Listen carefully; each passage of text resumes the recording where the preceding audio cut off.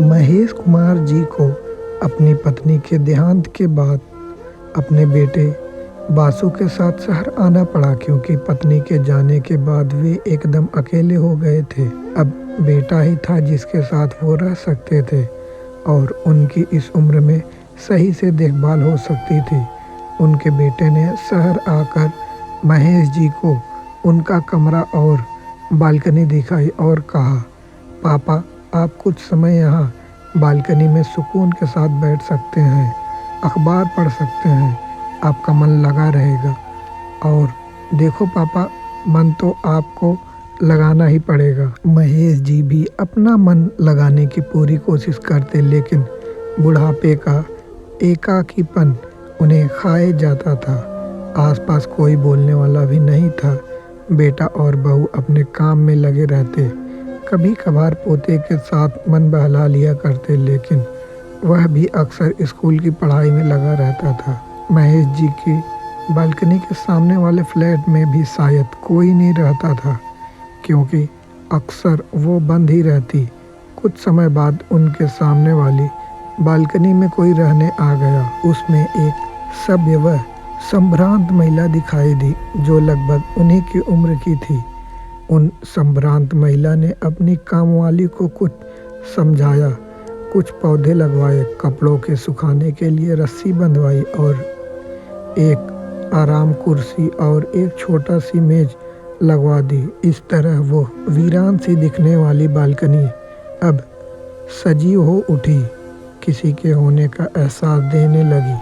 महेश जी और उन संभ्रांत महिला का आपस में गर्दन के इशारे से अभिवादन हुआ, क्योंकि दोनों बालकनी में दूरी ज़्यादा थी, इसलिए इशारे से ही बातें हो सकती थी।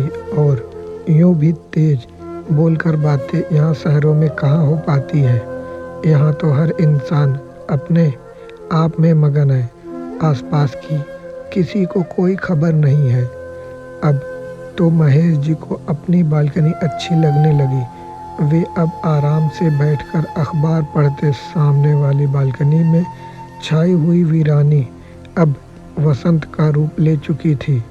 तुलसी का पौधा उनकी आस्था को दर्शाता, तो मनी प्लांट की बेल व छोटे फूलों के पौधों जिंदगी की सजीवता को दिखाते। वैसे भी स्त्रियों को वरदान मिला है कि वे चाहे जहाँ घर बसा सकती हैं, उसे स्वर्ग का द्वार बना सकती हैं, वसंत ला सकती हैं, वीरानियों को बदलकर बगियाँ खिला सकती हैं। स्त्रियाँ घर के आसपास एक सकारात्मक ऊर्जा का निर्माण करती हैं। बस इस तरह उन दोनों का रोज आंखों से व गर्दन के इशारे से आपस में अभिवादन होने लगा। संवाद कभी न होता। महेश जी अब फिर से जिंदगी को जीने लगे थे। वे उन महिला को कभी वहाँ सब्जी साफ करते देखते, कभी पौधों में पानी देते हुए देखते, कभी अचार सुखाते तो कभी स्वेटर बुनते। दोनों का आपस में संवाद नहीं होता, बस एक एहसास होता है कि उनके आसपास भी कोई है। उन महिला की एक प्यारी सी पोती भी थी, जिसे वो कभी कभी इशारों में ही महेश जी को नमस्ते करवाती, जिससे उन्हें और अपनापन महसूस होता। बस इस तरह दोनों में एक प्यारा सा अनकहा रिश्ता बन गया। यूं ही कई महीने गुजर गए। एक दिन महेश जी ने देखा कि उन महिला ने न ही उस दिन दीप जलाया और न ही पौधों को पानी दिया, बस आकर आराम कुर्सी पर ऐसे ही बैठ गई। महेश जी को लगा कि शायद तबीयत खराब है। उन्होंने इशारों से पूछा क्या हुआ। उन्होंने भी इशारों से जवाब दिया सब ठीक है। लेकिन 2-4 दिन में उन महिला का बालकनी में आना भी कम होता गया। कुछ दिन पश्चात अब कई दिनों से वे महिला महेश जी को दिखाई नहीं दे रही थी।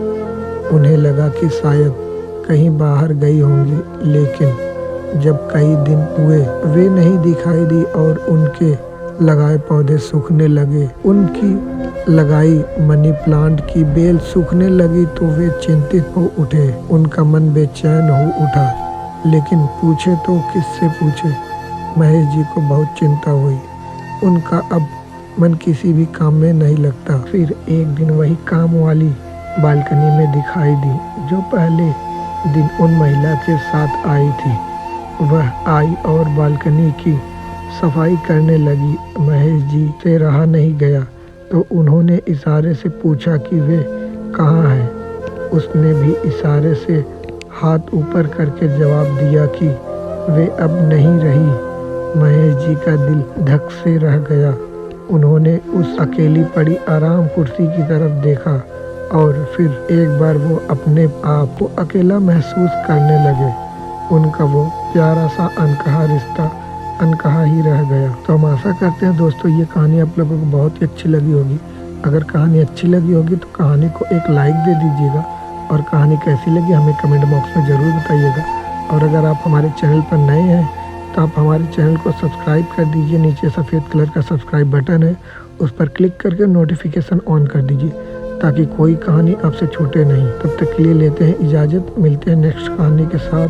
धन्यवाद।